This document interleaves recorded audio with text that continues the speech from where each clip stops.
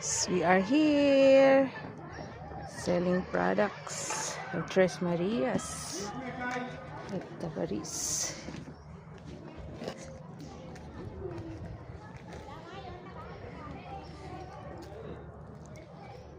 Come and visit us. We are here.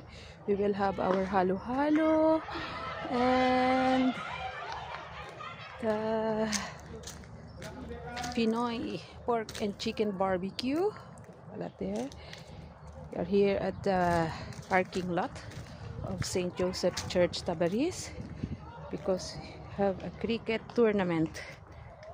Okay, cricket tournament like this.